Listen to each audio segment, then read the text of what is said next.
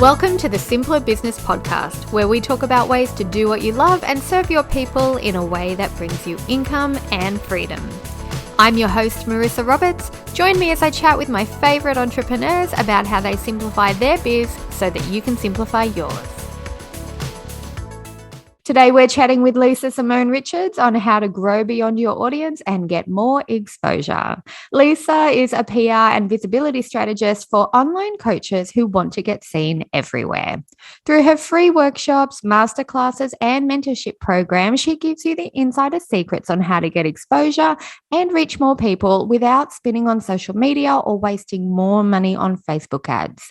Her clients learn a lather, rinse, repeat formula for more visibility, which makes them more sales.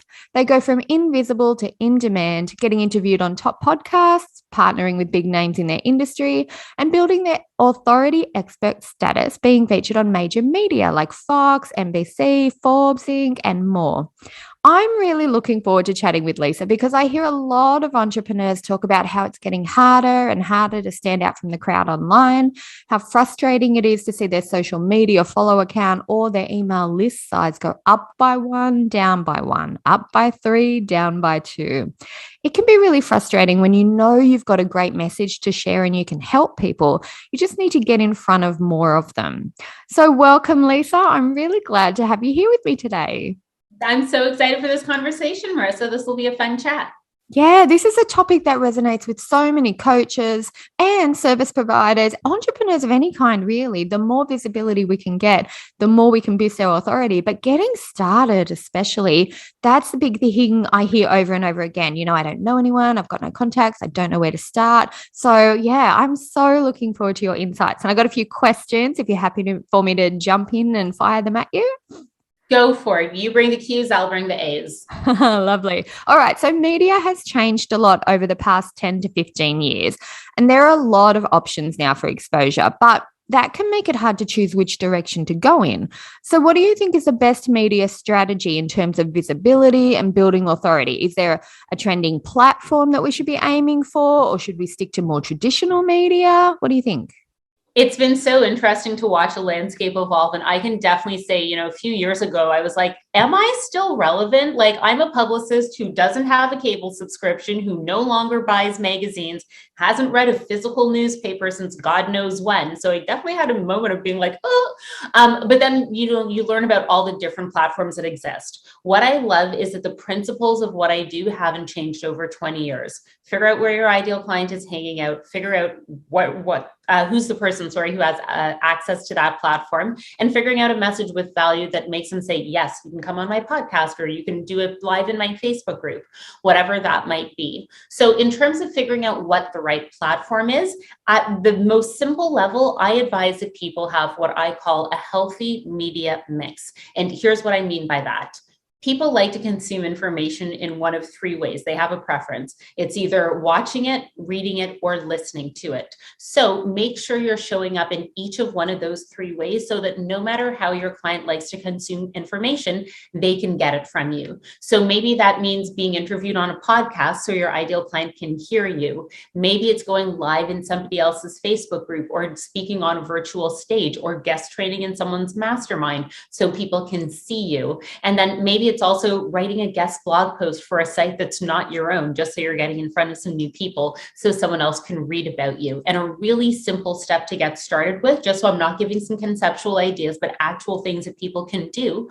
You can go on Google and type in "Write for Us," WRITE for us, and whatever your niche or specialty is. Write for us online business, write for us nutrition, write for us keto, whatever it could be. It'll bring up some websites that are looking for content from experts just like you. So that's a great way to get started. I love that. That's such a simple idea, but it's so doable. You can do it today, literally, and get your word out there straight away. That's so good. That's really clever. And I love clever hacks like that. See, you've only been listening for a few minutes and you're already getting visibility tips. So that isn't a spoiler. To stay till the end, I don't know what is. Yeah, that's awesome. And you know what? I really love how you talked about reach different people on different styles of content consumption, because that's such a good point. If you are only ever on podcasts, you're only reaching a third of your audience. And if you're only writing for blogs and, articles for more mainstream sites, you're still reaching a lot of people, but you're cutting out 2/3. That's a really, really good point. And sometimes as a listener or as a follower, as a content consumer, I actually go through phases myself. Like I'll binge podcasts for 3 months and then I'll really get into reading articles. So yeah, it's a really good way to kind of catch all and be in front of everybody. I love that. Yeah, an example I think of is my husband and I love to cook together. And a recipe that we make every few weeks is a Thai red curry. And for me, YouTube is my crack. Like it's on all day. So I will watch the recipe, pause it, do the thing in the kitchen, play it, do the thing, pause. And he's just like, I have heard this woman talk about her stupid Thai red curry so many times. Can we just read the blog post on how to do this? Like, I don't want to hear it again. So we still want to get to the same place at the end of the day, but we both have a different way that we're going to get there. Yeah, that's a really good example. Okay, cool. So I've got some steps to go with. We know what to do straight away for an action today. So actually, if you've got anything else on where do we start, that would be great. How do we start getting featured and getting exposure if we've never done it before, we've got no contacts? Is it all as easy as just Googling and throwing it out there, or yeah, what's it like? 100%. Do relationships help? Absolutely. There's nothing better than when you've developed a relationship with an editor or a producer or a podcast host, and they're just a text message away. Hey, had an idea for a show. Sound good? Next Tuesday? Cool. Love when it's that simple. And for those of you who aren't watching, I was typing on my invisible phone there, having an imaginary conversation. But the truth is, a lot of people will come to me, especially when they're looking to work with me from an agency perspective. They're like, who do you have relationships with? And I'm like, that doesn't matter. Where do you want to be seen? What matters to you? Okay, great. I can find anybody, find their email address, come up with a media worthy idea that's going to make sense of and be valuable for their audience and get you in the door that way. So are relationships helpful? 100%. And can anyone do this completely from scratch? It's literally as simple as thinking about, number one, where is my ideal client getting their information? Don't think about this in your head. Go ask them. Ask them, where do you get information on the topic I'm, an expert in? Where do you get info on fitness, business, relationships? And they will say, oh, I like this website. I follow this influencer. This is a brand I resonate with. This is a podcast I listen to. Great. Now you know that that's somewhere that more people just like that are going to be hanging out. So just start off with there, get really specific on what is the place. And then from there, you can figure out, okay, who's the person who writes articles on that topic, or who is the host of that podcast? Who is the producer of that TV show? And the good news is everything is just a Google away. You can type in breakfast television segment producer and it will bring up their name. Then you can type in their name, in Toronto here, that's Janina Paul Harris. I can then type in Janina Paul Harris email address and it'll probably come up. So it's literally that simple. It's not necessarily a matter of who you know. It's a matter of, can you figure out how to do it? Because it's really not that hard. That is so awesome. So I think people just really need to get over that mindset of I can't do this or I'm not good enough. Because I think really that's what holds us back. Because you're right. We could all search the host of the podcast or the host of the YouTube show or the person on the production team. That's a really good point. And I have to admit, I've been working online for over 10 years now, and I still get nervous with outreach. I still think, will they have heard of me? Do they think I'm legit? Will they think my ideas are silly? And that's really all holding me back that way. So, and I bet I'm not the only one too. I bet we're all kind of struggling there. So just get started, find their contact info and reach out is the best way to do it. I find no matter what stage people are at, whether they're brand new and they've never gotten visibility before, whether they've been doing it for a few years and maybe they've done a few podcasts and guest training sessions here and there, or even if they are doing this all the time and they've been featured on Forbes and they're now going to go speak on stage with Tony Robbins, like that imposter complex comes up no matter what. Who am I to put myself out there? Am I worthy? Has this already been said? Is somebody else saying it? So, I mean, if anyone who's listening to this is feeling that way, you are 100% not alone. I am very certain that I could handle a lot of people Oprah's specific email address and write an awesome pitch, and they would never hit send on it because they wouldn't think that they were ready yet. So a lot of it really does start with that mindset. One of the first things I have my clients do is create a not so humble brag sheet. And this is where I ask them to list out, like, Okay, let's remind you of why you're worthy of this opportunity. How much time have you invested? You know, I've been a publicist for 20 years. So we've got 20 years of my career, but I also spent 4 years of undergrad learning everything I could because I knew in first year I was going this route. Back when I was in high school, I did public speaking. I was a debater. Thanks, Mom, for making me a little bit of a nerd, but that makes it really easy for me to do public speaking now. So, you know, I can trace back from the time I was like 12 years old. I mean, I told you about getting published by the time I was 11. So we can chalk back from 11 to 38, all the years I've put in, giving myself away here. So start off with how much time have you put in? Think about how much money have you invested in your craft, in your knowledge. I was in PR school. I was in undergrad. I was in independent school before. I've done numbers of unpaid internships. Like all of that adds up in terms of dollar value. I've worked with online business coaches. Like I've invested multiple six figures in my education. So when I think about like, oh, are people going to be interested in what I put out there in terms of visibility? I am crunching down 20 years of knowledge, hundreds of thousands of dollars of time spent and things learned for people in 6 months. And now all of a sudden I'm like, oh, yeah, okay, I can put that offer out there. And then going beyond that, we've thought about the time, we've thought about the money. Let's talk about the results. What results have you created for yourself? What results have you created for your clients? Chances are the fact that you're in the industry that you're in means that you've created results for somebody, or else you wouldn't be doing it. Yeah. There's a reason I'm not an accountant. So think about what are the results you've created for yourself and for your clients and list those out. Because as you start going through those, again, it's going to keep reminding you of who you are. And all of a sudden you're like standing a little taller and straighter. And when you look at those results in your face, it's no longer subjective. Am I good enough? It becomes objective, factual information staring you in the face. Yeah, that is gold. I'm like, you had me sold before you even started talking about results. I was like, you're right. All of that experience, all of that education. And then you said results. And I was like, wait, that's the first thing I normally look for. And I'd forgotten all about it. There's so much power in really looking back and recognizing all of the things that you've done and all of the experience you've had and all of the successes that you've seen on any level. It's all important, relevant stuff. That is such a good point. All right. So we've got our ideas on how to find people. We've got our confidence to do the outreach. I'm very much a step-by-step follower, a system sort of person. If there's a simple system to do something so that I'm going to actually consistently repeat it over and over again, I'm much more likely to do it. And I think a lot of the listeners of this podcast are the same. So I know in your intro, we talked about you teaching your clients a lather, rinse, repeat system. Can you tell us a little bit more about that, what that involves? Sure. I will get real naked with everyone and let you in on my lather, rinse, repeat system for 2022. So for me, for 2022, I'm going all in on podcast guesting. Hi, hello. Thanks for having me on your show today. I find for my clients and I, this is the most powerful lead gen strategy that brings in qualified clients. Somebody who's listened to me talk on a show for 30 minutes about visibility. And if they've listened all the way to the end and they've downloaded my lead magnet, that means they're a highly likely candidate. And I know someone who listens to one podcast typically listens to 8. So what's it like for someone to like what I'm talking about and then search my name on their podcast provider and find me on a bunch of shows and be able to binge listen me?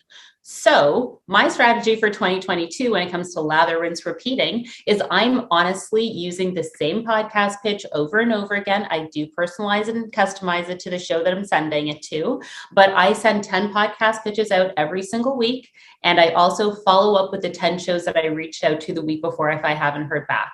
It takes me 30 minutes a week, and that's all I do every Tuesday around 7 p.m. when I'm sitting on the couch watching Netflix.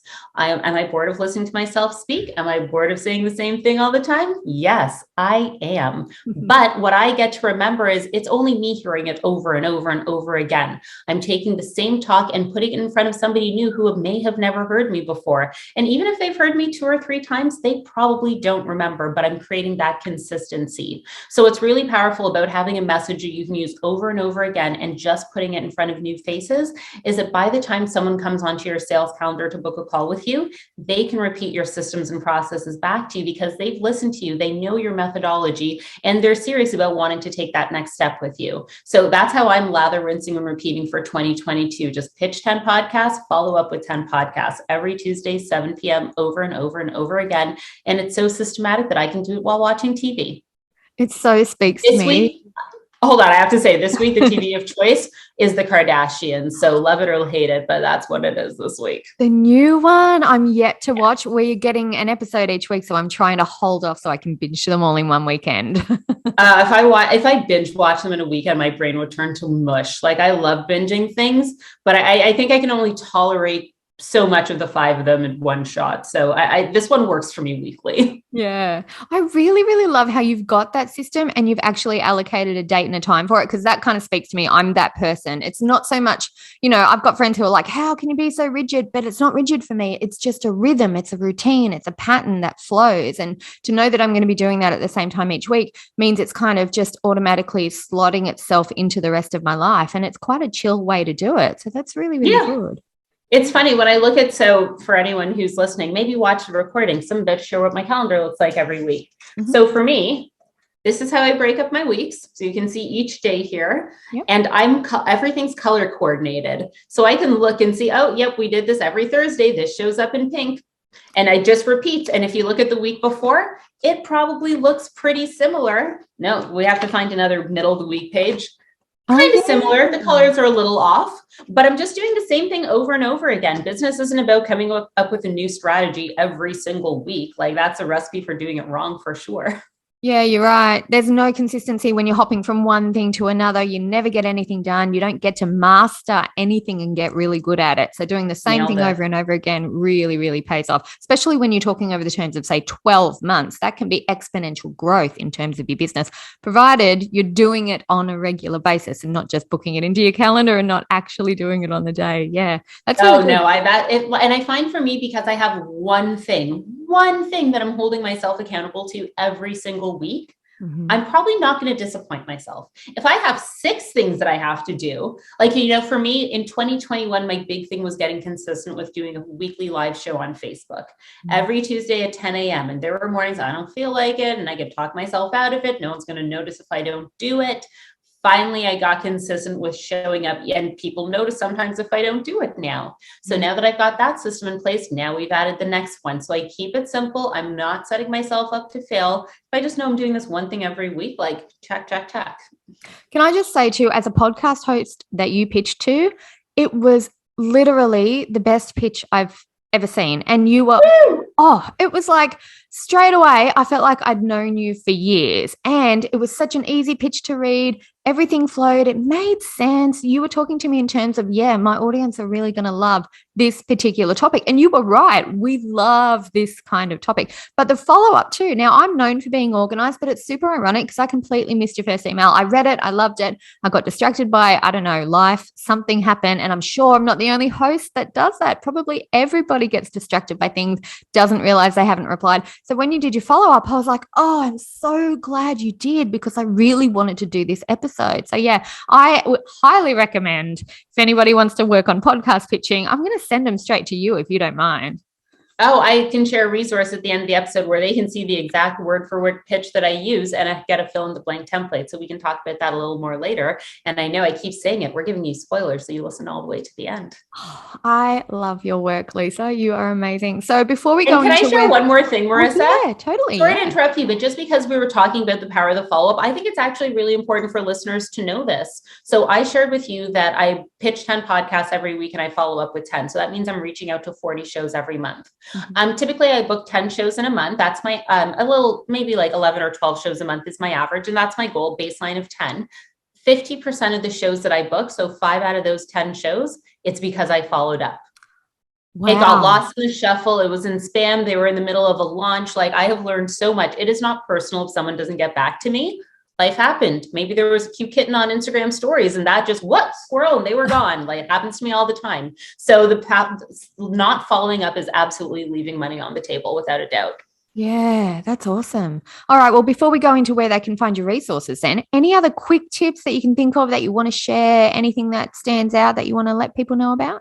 I think we shared a number of tips today that are really easy that people could put into practice. So I would share another, but I don't want to overwhelm people. You could take one of these tips and literally get a result from it. So if anything, listen back again, write down your action steps and actually do them. I love that. I love that. So from Googling right for us and the topic to actually looking up the person who is behind the blog or the show or the podcast and reaching out to them, creating a template and doing it on a regular basis. That is awesome. It makes it so much easier. And it's not like, I know traditionally I remember getting a ton of PR emails that were exactly the same. They'd forget to change their name up the top. And so templates get a bad name. But honestly, I really feel like when you use templates correctly, so much easier. They still have plenty of warmth. They still have plenty of personalization if you do them right. So yeah, let's talk about where we can get your template from then. Where can people find it? So if people want to know how I write a podcast pitch that gets a reaction like that, and the truth is I only change 4 things in each podcast pitch. I just have to change 1, 2, 3, and 4, and then I can hit send on it. You can download my podcast pitch template at www.theperfectpodcastpitch.com. And when you download it, you'll get my word for word pitch. And I'll also give you a fill in the blank template so you can create your own version as well that you can lather, rinse, and repeat. So again, that's at www.theperfectpodcastpitch.com. Wonderful. And I'll leave a link in the show notes so it's really easy to access for anyone who's listening, no matter what platform they're on as well. That sounds so good. This has been such a powerful 30 minutes, Lisa. Thank you so much for being here. You are amazing. You're a fantastic guest, but you're also a real, authority on this. I love how you just know your stuff, know exactly what you're doing, know exactly what we need to hear in the position that we're in terms of our business. It's just been wonderful talking to you. So thank you so much for being on the show today. You're so welcome. It's been a pleasure. And again, for everyone who's listening, if you stay till the end, you liked some of this. So actually do what we talked about today and let the work you're spending so much time and effort on, let it reach more people and make a bigger difference in the world. Wonderful. Okay, everybody, I hope you have found this episode helpful and enjoyed listening to us chat, and I will see you in the next one.